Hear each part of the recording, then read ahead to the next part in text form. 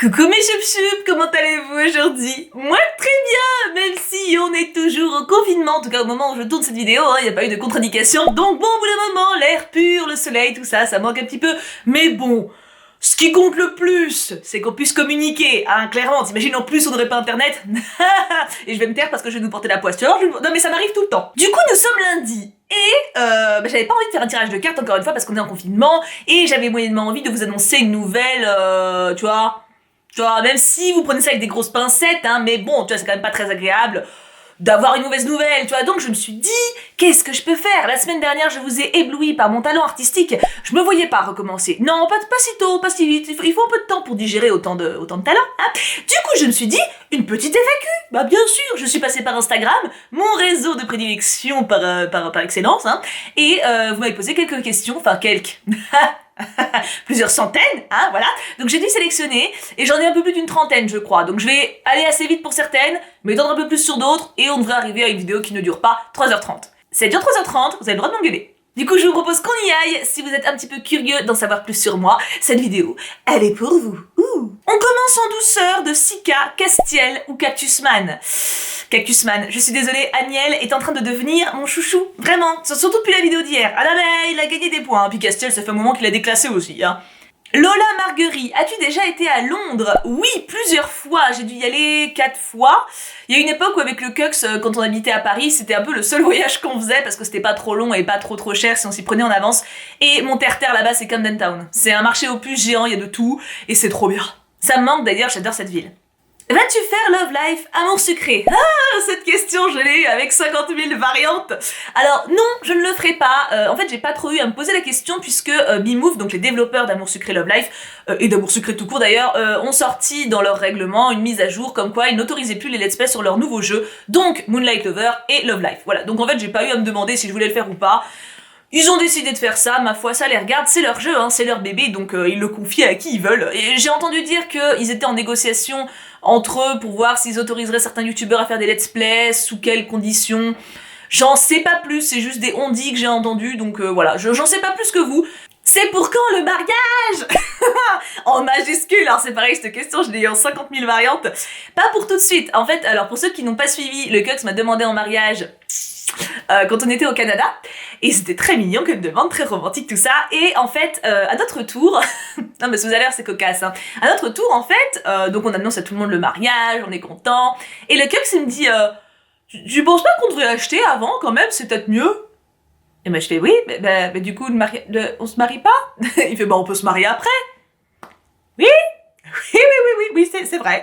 Donc du coup, bon déjà de toute façon on est en confinement, donc là on est, quoi qu'il arrive on est coincé, hein, mais donc il y a eu un chamboulement d'organisation, techniquement, hein, on veut acheter avant de se marier maintenant. Voilà, donc le mariage ça serait beaucoup plus en 2021, si on trouve de quoi acheter en 2020. Ce qui est mal parti parce que si on reste confiné encore 6 mois, hein, on n'est pas prêt de trouver. Donc voilà, donc du coup pour le mariage, je vous en ai pas reparlé depuis janvier parce que, bah tout simplement, ça n'a pas du tout avancé, mais quand on s'y mettra vraiment, il y aura donc 1 an à peu près à l'avance pour organiser les choses parce que j'ai envie de faire un truc un peu mignon, et dans ce cas-là, je vous en parlerai, je ferai certainement des vlogs avec vous, je garde des choses en tête, genre tester des trucs de déco, enfin voilà, je pense qu'il y aura moyen qu'on se marre bien avec ça, mais c'est du coup pas pour tout de suite puisque le Cux préfère qu'on déménage avant, et en soi, je me force pas du tout, hein, en soi ça me dérange pas, c'est pas, dans un sens c'est pas illogique parce qu'actuellement en fait on paye un loyer, c'est vrai que si on achète on paiera le crédit à la place et là on perd de l'argent en fait techniquement en payant le loyer. Donc je comprends sa logique, elle ne me dérange pas, c'est pas comme si en fait il voulait pas qu'on se marie pour qu'on stagne, tu vois, c'est quand même une avancée dans notre couple, donc ça me convient aussi très bien, mais pour répondre à la question pour le mariage, pas tout de suite, mais ça va venir, mais pas tout de suite. Cyrielle, vu que le mariage est en route, pensez-vous faire un enfant toi et le Cux? Love you. Bah c'est la même chose, hein. Vu que le mariage est décalé, le bébé aussi. Sauf que alors après pour le Cux, il a pas les mêmes notions que moi, c'est-à-dire que lui en fait, si on a l'appart, déjà le bébé ça sera plus facilement accessible, tu vois. Le mariage c'est pas une condition sine qua non, le mariage c'est romantique tout ça, mais c'est surtout l'appart, parce que là actuellement, vu notre appartement, il est grand, il est parfait pour 2, mais avec un bébé en plus, je vois pas où le foutre en fait le bébé, tu vois. Même s'il est en cododo avec nous au début, va quand même falloir mettre une table à langer, mettre un minimum vital pour lui, et là, à part le foot dans mon bureau, mais c'est mort, c'est mon terre-terre, donc du coup, non, puis surtout, je vais pas le foutre à côté de mon PC, il y a quand même mieux comme cadre, tu vois, donc voilà, c'est vrai que pour le coup, je pourrais tomber enceinte et accoucher dans cet appart, enfin, accoucher à l'hôpital, mais vivre dans cet appart quelques mois, mais c'est vrai que c'est pas optimal du tout, donc voilà, c'est vrai que c'est plus cohérent qu'on achète avant d'avoir un bébé. Mais on parle toujours de bébé. Donc voilà, en fait, tout est en décalé maintenant. Donc, je récapitule. Appart, nouvel appart, acheté, tu vois. Mariage, bébé. En sachant que mariage et bébé peuvent s'interchanger. Ça dépend. On n'est pas fixé. Quel est le pire Disney que tu aies vu? Sans aucune hésitation, et regarde, j'ai même pas besoin de réfléchir, le Bossu de Notre-Dame 2. Ah, c'est une merde. Quel est ton genre littéraire préféré? Bisous, xox. Ça veut dire bisous, je pense. C'est une très bonne question. En fait, j'ai pas mal évolué, mais non, pas évolué, c'est pas le bon terme. Enfin si, mais sans jugement. J'ai pas mal changé au fil des années, tu vois. Quand j'étais en études de lettres, donc première littéraire, terminale, 3 années de fac, donc pendant 5 ans, je n'ai lu que des classiques. Que ça. Vraiment, mais je pouvais pas lire autre chose, ça me dépitait. Donc je lisais que ça, j'adorais ça. Après, je suis passée par une phase d'1 an ou 2 de fantasy, tout le temps à balle, et après je suis passée par une phase young adulte qui est ma phase actuelle, hein. Et je pense que je suis en train de repasser lentement dans une phase un peu plus classique. Je dis bien lentement, j'ai un peu un pied dans chaque côté, mais je pense que young adulte là parce que ça fait un paquet d'années aussi que je suis dessus quand même, hein, depuis les updates lecture, hein. Donc j'ai bien découvert cet univers là qui me plaît beaucoup, mais je commence à me lasser un peu parce que certains scénarios reviennent assez facilement, il y a pas mal de redondance quand même, et les classiques me rappellent un petit peu, me manquent. Donc je me demande si je suis pas en train de repasser de ce côté-là.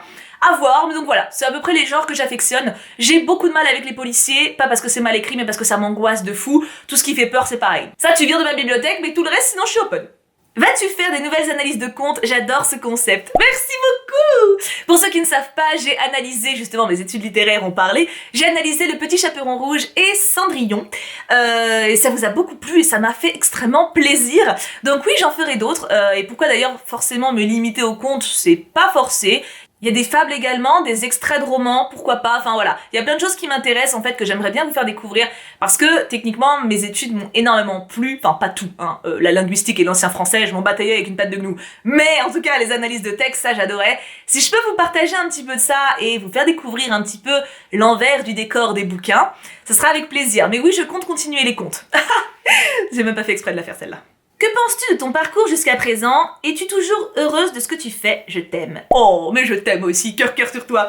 Alors, mon parcours jusqu'à présent, eh ben j'en suis très heureuse. Alors j'ai rien calculé du tout, parce qu'à la base j'étais vendeuse, hein, avant de devenir youtubeuse en mode pro, mais je suis très contente de la vie que je mène en fait. J'ai beaucoup de chance, énormément de chance d'avoir un métier qui me passionne et qui me rend heureuse, et où je peux m'épanouir et où je peux faire absolument tout ce que je veux, sans limite.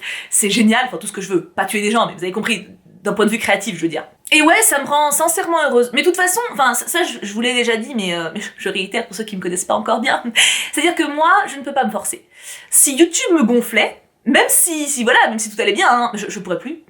Et c'est pour ça d'ailleurs que je me renouvelle énormément dans mon contenu. C'est-à-dire que je suis quelqu'un de très cyclique. Bah, vous avez vu mes phases de bouquins, ce que je vous ai parlé il y a 10 minutes là? 10 minutes, 2 minutes? Oui, je suis un peu marseillaise. Pardon les Marseillais, je vous aime. Bah voilà, je suis pareil dans la vie. C'est-à-dire que j'ai des phases. Il y a un coup où je vais lire énormément pendant 2 mois. Puis après, je vais découvrir un nouveau truc et je vais m'y intéresser à fond pendant 2 mois. Et puis après, autre chose. Enfin, voilà, je suis quelqu'un qui adore découvrir, qui adore apprendre, qui adore essayer des choses. Et si je dois faire la même chose tout le temps, je pète un câble. C'est pour ça que j'ai adoré la vente d'ailleurs, les 2 posts que j'ai fait, je suis allée à fond, parce que en fait à chaque fois que je suis arrivée dans les boutiques, j'ai fait de la puériculture, donc biberon, poussette, tous ces trucs là, et de la vente de fruits, légumes, et fromage, et voilà. Et bah à chaque fois en fait quand je suis arrivée dans les boutiques, je connaissais rien, mais rien. Je me rappelle la première fois qu'une de mes collègues m'a demandé de plier une poussette, je l'ai regardée, genre mais tu me demandes de faire quoi? Ça se plie? Je connaissais que dalle.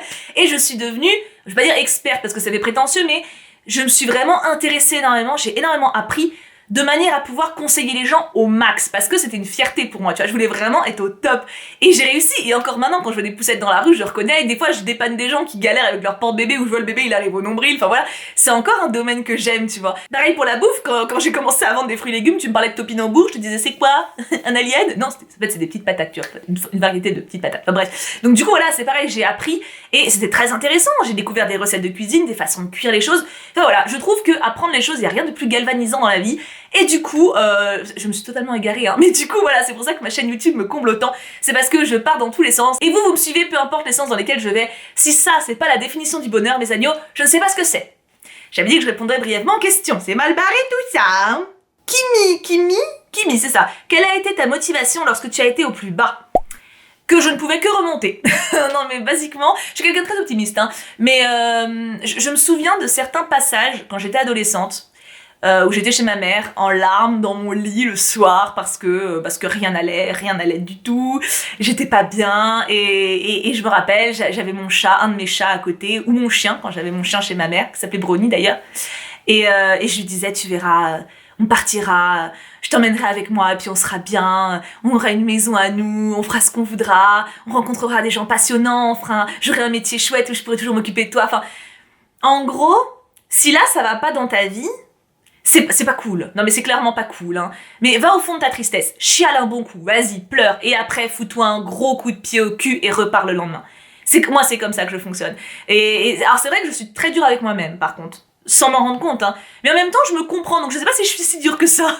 Donc en gros quand je suis triste, je me prends dans mes bras moi-même si tu veux, enfin, en gros je me comprends, je me juge pas dans ma tristesse. Des fois je suis triste pour rien, tu vois, des fois je suis pas bien, mais ok je m'autorise ça, par contre je m'autorise pas trop longtemps.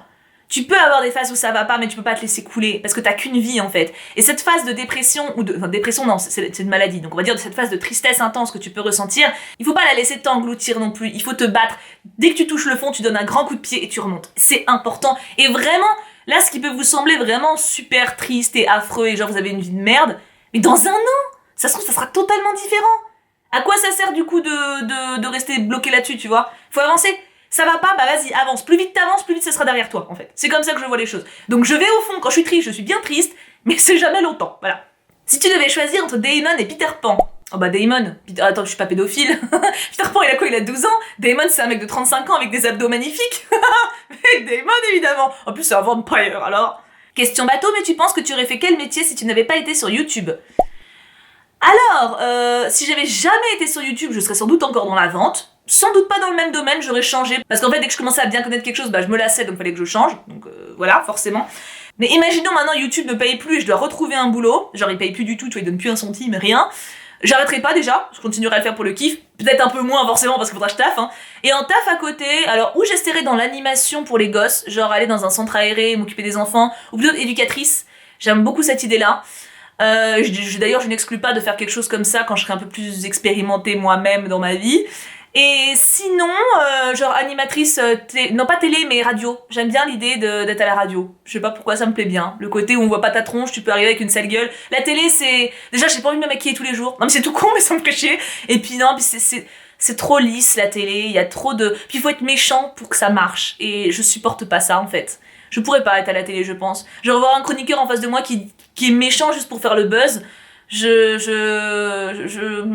Non, je le plaindrais trop, tu vois, je pourrais pas travailler dans un truc comme ça. Non mais radio, pourquoi pas? Ou alors un truc pour enfants, tu vois, ou... je pense que maintenant, si YouTube se stoppait, je partirais vers ça. Alors là, il y a une question en deux temps, enfin en deux schlouks.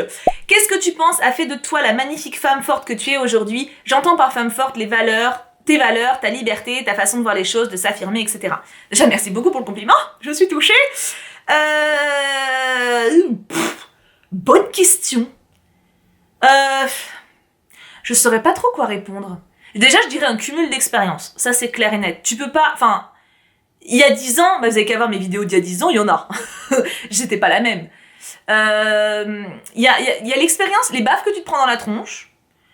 Quand tu vois que tu t'en relèves, du coup, tu dézoomes aussi plus facilement. Tu dis, ok, bon, bah, je suis passée par là, je m'en suis remise. Ok, si ça me réarrive, je vais gérer, tu vois. Et après, bah, il y a toutes les valeurs que j'ai depuis que je suis gamine, toute ma façon de ressentir les choses. Et puis vous, je pense que clairement, si je suis aussi forte actuellement, c'est clairement grâce à vous, hein. Parce que vous êtes là, en fait, vous me portez, vous me faites confiance, vous m'aimez. Genre tous les matins quand je me réveille, j'ai des messages d'affection. Ça, c'est une force de dingue. Pourquoi les gens n'ont pas confiance en eux? C'est parce qu'ils se sentent pas aimés.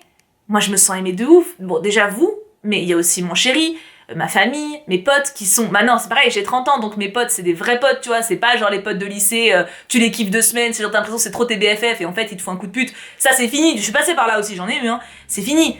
Je me rappelle au lycée, anecdote de merde, hein, mais voilà, j'en fais une tant que c'est l'occasion. J'étais en crush sur un pote. Et vraiment un bon pote, tu vois, ça faisait des mois, il faisait partie d'un groupe et tout, je l'aimais bien, tu vois, vraiment, je lui avais offert une petite peluche pour Noël en plus. Et il y a eu une fête au Nouvel An, et le mec il a essayé de me pécho. Et du coup je lui ai dit que je voulais pas coucher avec lui, je ne couchais pas à l'époque, pardon, excuse-moi, je vais te donner un coup, je ne couchais pas comme ça, tu vois, c'était, je dis à l'époque, je couche toujours pas comme ça, je suis en couple, c'est ce que je veux dire. En gros, quand à l'époque un mec venait me voir pour machin, c'était niette à chaque fois, tu vois. Et donc le gars a tenté sa chance, je lui ai dit non, tu vois.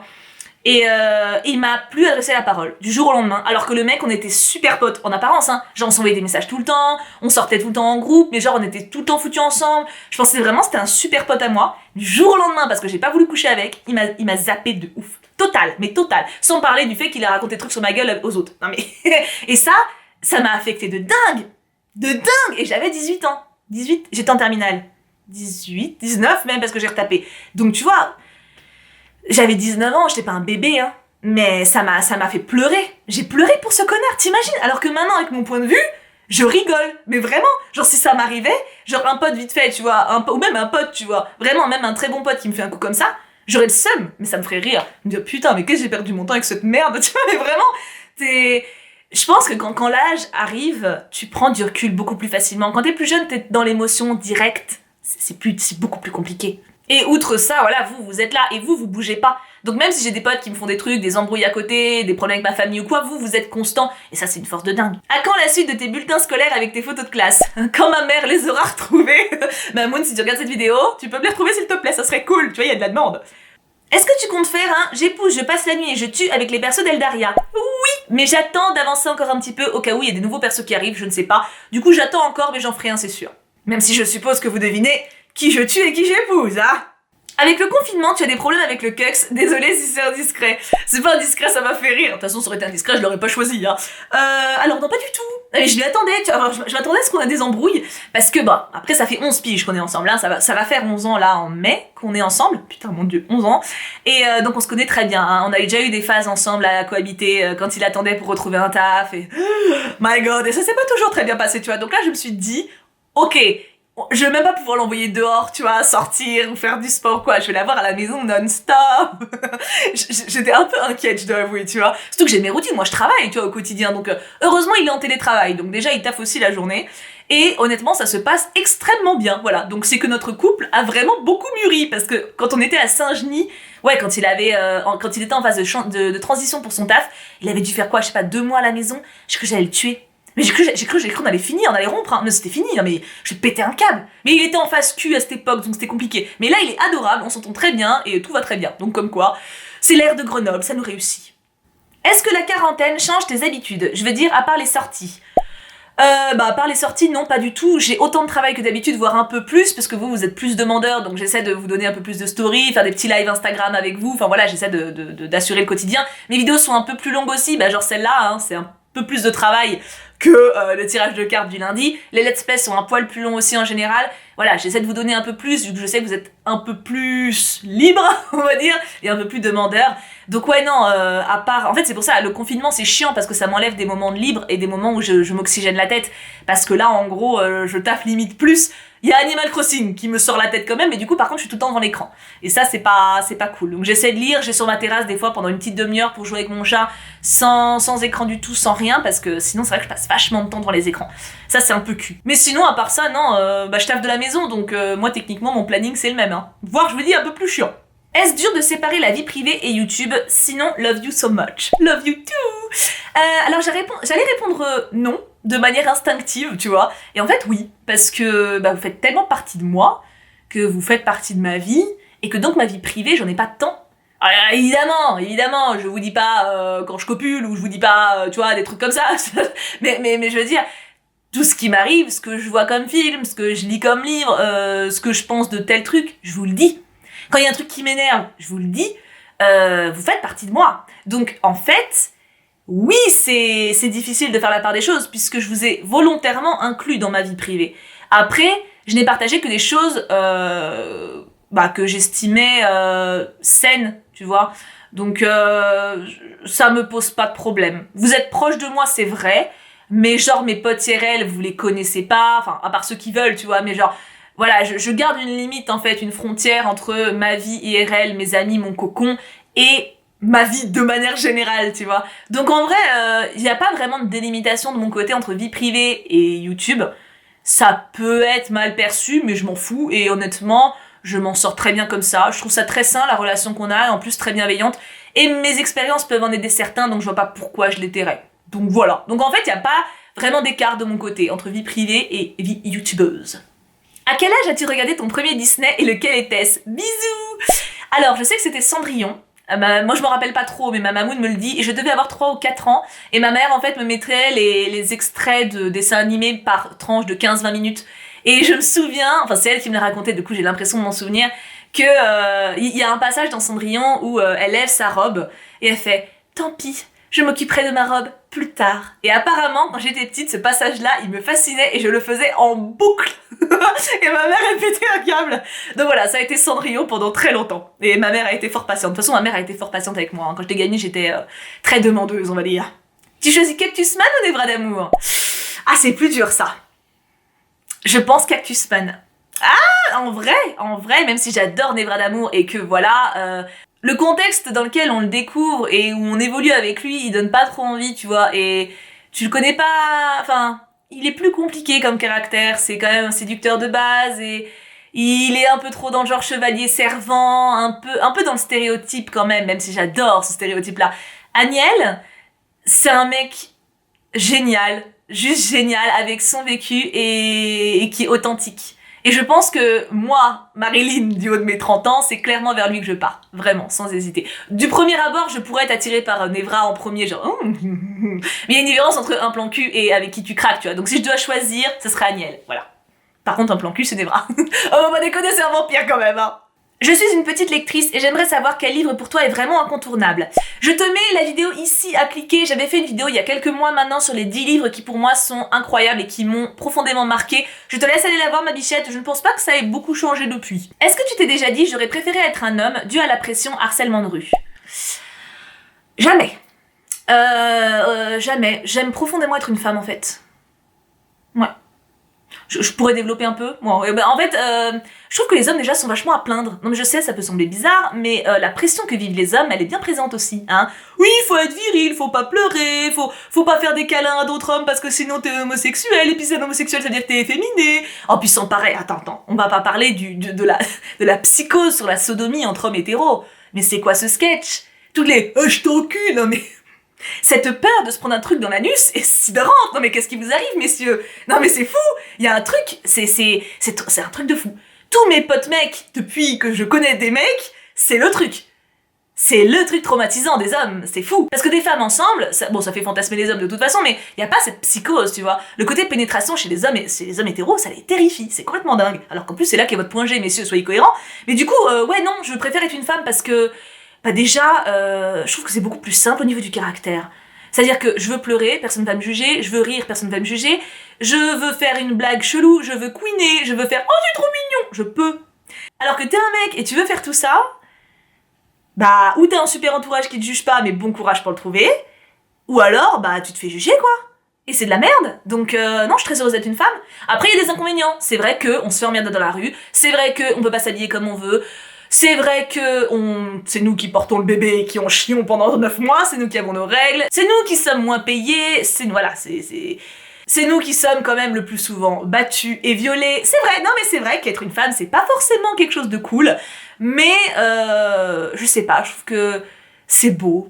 Je suis très heureuse d'être une femme. Ouais, non, j'ai beaucoup épilogué pour rien, parce que j'adore être une femme, voilà, c'est tout. J'adore. Je me sens bien dans mon corps et j'aime être une femme. J'aime toutes les possibilités que ça permet. J'aime tout. Voilà. Si tu devais classer Aniel, Nevra et Marcus par ordre de préférence, ce serait quoi? Oh, c'est trop dur. Celle-là, elle est dure, hein. C'est là que je me rends compte que les persos que j'ai dans mes let's play, ils ont quand même vachement évolué. Non mais, hein, parce que si on compare à avant quand même, hein, parce que...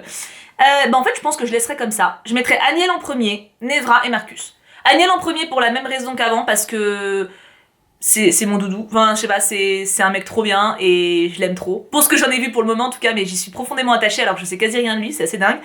Nevra, bah parce que c'est Nevra d'amour et qu'il est génial. Et Marcus, bah Marcus il est sexy de ouf, il a un cucu incroyable, mais on ne sait rien de lui, tu vois. Enfin, c'est un leader, il s'est imposé leader tout de suite, il a pas vraiment d'histoire personnel, il a pas de caractère très poussé par rapport à ses émotions, enfin, il est très froid, et autant c'est sexy, hein, je dis pas autant, pour une soirée Netflix, je préfère mon Agnelle d'amour. Un montage, ça te prend environ combien de temps? J'ai bien aimé cette question parce que c'est très technique par rapport à tout le reste. Beaucoup de temps, beaucoup trop de temps. En gros, déjà minimum le temps de la vidéo. Ça c'est certain. Par exemple, une vidéo qui fait 1 heure, je suis obligée d'être au moins 1 heure devant mon logiciel à regarder tout. Par exemple, Détroit, en l'occurrence, c'est les vidéos qui me demandent le moins de montage parce que j'ai quasi pas de cut à faire vu que je vous laisse tout. Je cut juste quand je tousse ou voilà si quelqu'un m'appelle ou s'il se passe quelque chose. Mais en général, il y a vraiment même pas 2 minutes à cutter sur un épisode de Détroit. Donc Détroit c'est le plus rapide, mais je me tape quand même toute la vidéo plus l'outro et l'intro à changer les images, etc. Donc en gros, vous pouvez partir sur au moins la longueur de la vidéo et souvent du x2. Par exemple, pour la FAQ, là, il va falloir que je mette les questions ici, que je fasse beaucoup de cuts, parce que pour le coup, je me suis pas mal répétée, j'ai pas mal toussé, j'ai respiré entre les questions. Ça va être très chiant, d'ailleurs, big up à ma moi du futur, hein, je te soutiens. Donc voilà, cette vidéo-là, clairement, vous pouvez partir sur du x2 niveau temps minimum de minimum. C'est des fois du x3, ça dépend du travail que c'est, incruster des images. Les analyses de contes de fées, c'est extrêmement long au montage, parce que je dois mettre le texte, je dois moi travailler pour mettre les couleurs sur le texte, mettre les illustrations pour que ce soit un peu plus vivant, c'est énormément de travail. C'est très gratifiant, mais c'est énormément de travail. Que t'apporte la littérature? Sinon je t'adore, t'es génial. Merci beaucoup Océane. Et que m'apporte la littérature? Seigneur Dieu, quelle question. Je dirais la même chose que les films et séries, les bons bien sûr. Ça m'apporte de l'évasion, de la culture, du vocabulaire et une ouverture d'esprit aussi. Je pense que t'as certains livres ou films ou séries, quand tu les découvres, ça t'apporte quelque chose en plus dans ta vie, ça t'aide à te construire. Je sais que moi, par exemple, mon côté optimiste enfant est très gentil. Je le tenais beaucoup de La Petite Maison dans la Prairie en série télé que je regardais tous les midis avec ma mamie, et des Comtesses de Ségur, des livres écrits pour enfants, même si c'est un peu trashou, hein, que je lisais énormément avec ma mamoune pour le coup. Et c'est un peu ces deux modèles-là qui m'ont fait en mode petite fille, oh je veux être la plus gentille possible et tout, enfin voilà. Je pense que ce que tu lis et découvres et qui t'inspire, ça joue beaucoup dans la personne que tu es. Pas tout évidemment, tu peux pas tout prendre, mais quand même, ça t'aide à grandir et puis à grandir dans ton champ de vision surtout. Ça te rend peut-être un peu plus tolérant, un peu plus ouvert. Apprenez toujours, ouvrez-vous l'esprit au maximum. Vous ne perdrez jamais votre temps à essayer de lire ou de voir quelque chose. Jamais. Bon, si ok, pour certains trucs, genre les lapins crétins, je suis pas sûre que ça vous ouvre l'esprit de ouf, mais au moins ça vous distrait. Est-ce que tu as toujours été aussi positive ou alors qu'est-ce que tu as fait pour le devenir?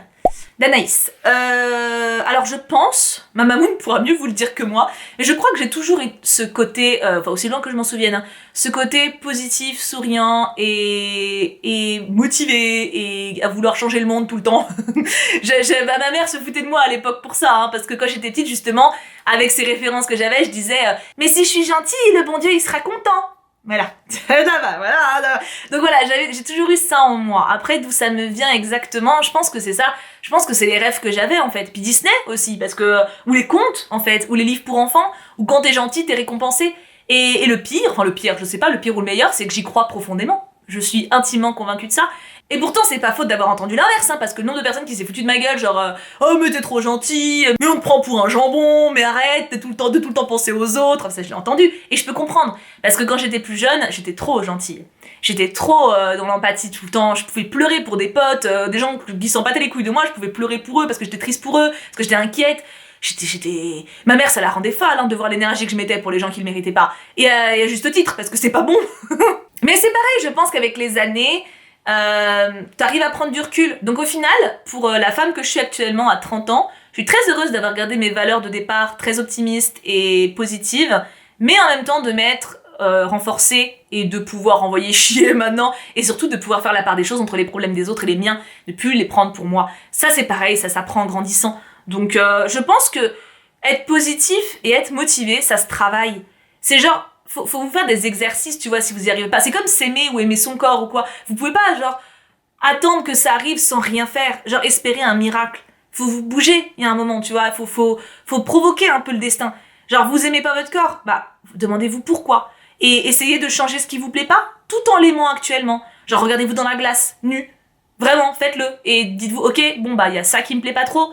Mais t'es quand même gentil d'être là, genre mon bidou par exemple. J'aime pas mon bidou parce que il est un peu gras et un peu flascou, tu vois. Mais ça empêche pas que des fois, quand je le regarde, je dis bon ok, t'es un peu flascou, mais tu marches bien. C'est vrai, j'ai pas de problème, tu vois, genre, tu fais bien ton boulot de bidou, c'est un bon bidou, bah voilà, c'est important. C'est con, hein, mais ça fait du bien. Soyez positif, n'ayez pas peur d'être positif envers vous-même. On se force à... On est dans une société négative. Je suis désolée, je vais pas partir dans un discours de société, mais tout est négatif tout le temps, on nous pointe tout le temps le mauvais chez tout le monde. Voyez un peu le bon en vous et dans les autres, et ça ira déjà beaucoup mieux. Penses-tu qu'un jour les femmes seront totalement égales à l'homme? Je fais la réponse positive ou réaliste? J'espère. J'espère juste, sincèrement. Je pense que dans notre société, on est déjà très bien parti. C'est plus à l'échelle du monde global que ça m'inquiète un peu plus. Parce que nous, en vrai, on a fait énormément d'efforts en très peu de temps. Beaucoup de lois sont passées, beaucoup de droits sont maintenant connus et acceptés par tous. Ok, tu vois, on a vraiment beaucoup travaillé sur ce point de vue-là. Notre pays est vraiment bon là-dessus maintenant, je pense. Il y a encore du travail, clairement, mais quand même. Mais t'as certains pays, quand tu vois que genre t'as des pays où genre les femmes sont excisées, enfin les petites filles sont excisées, c'est encore totalement normal. Des pays où genre les meufs, parce que leur dot est pas payée, elles se font balancer de l'acide à la gueule. Des pays où les femmes, c'est normal qu'elles se fassent répudier, battre, abandonner. Enfin, c'est incroyable. Ça me rend folle. Ça me rend folle et ça me fout le seum. Pour le coup, j'ai une rage envers ça.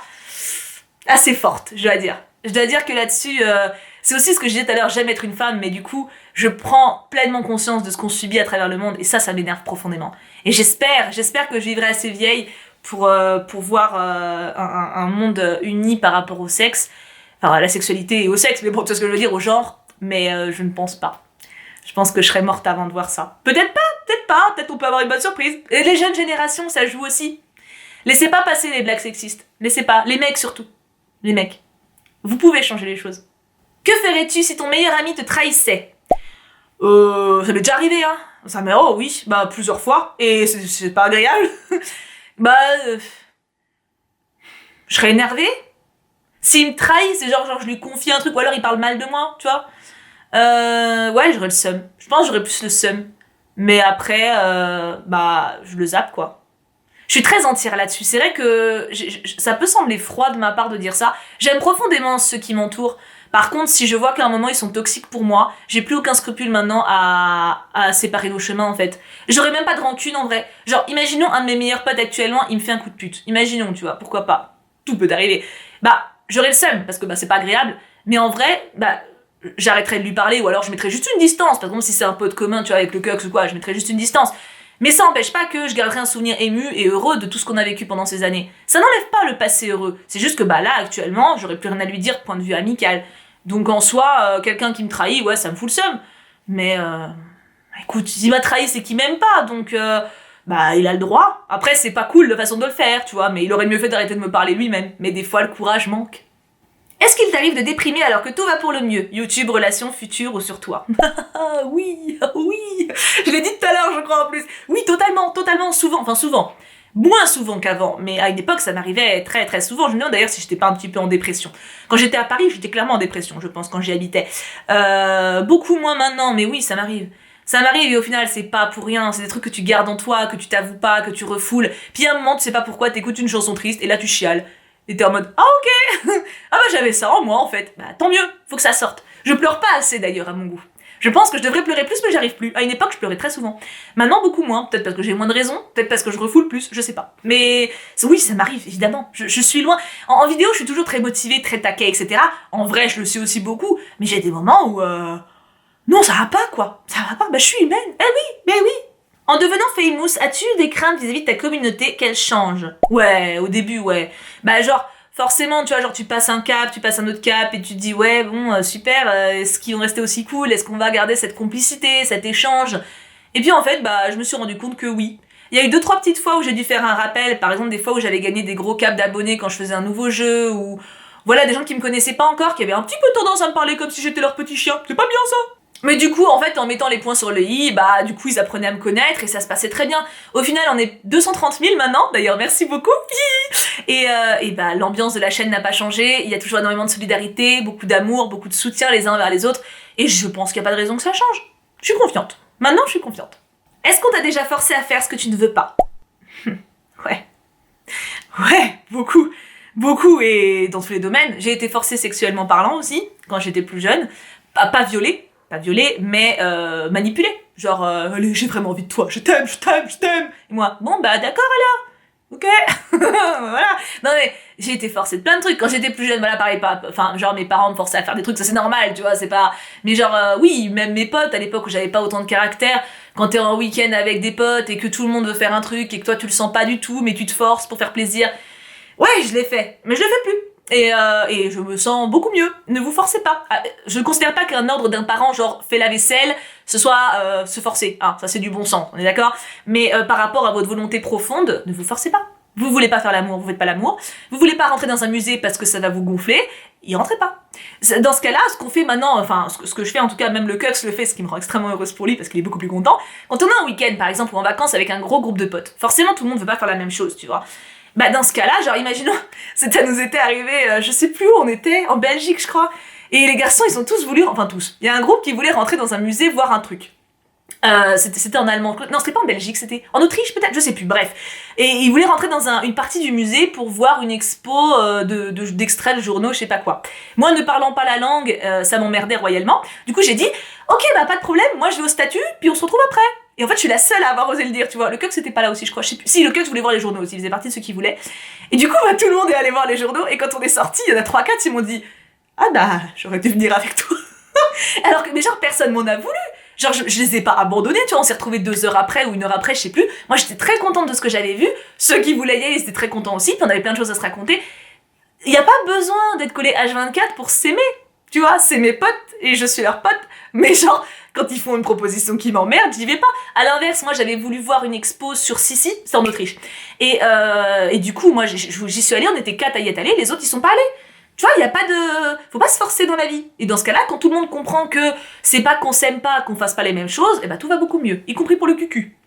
Est-ce que tu pourrais faire plus de vidéos en rapport avec les livres ?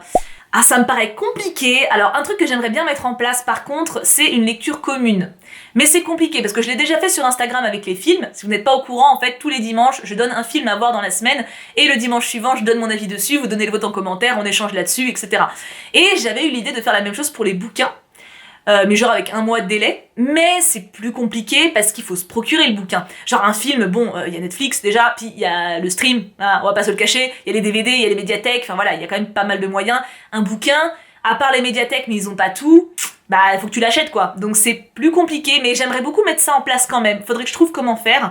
Et puis après une autre vidéo, bah... proposez-moi si vous avez d'autres idées. Je sais qu'il y a une communauté d'entre vous, une bonne communauté qui aime bien les bouquins aussi, donc ça me fait très plaisir. Maintenant, ça me paraît délicat de faire d'autres choses. Déjà, il y a les analyses de compte, ça c'est un peu littéraire. Hein.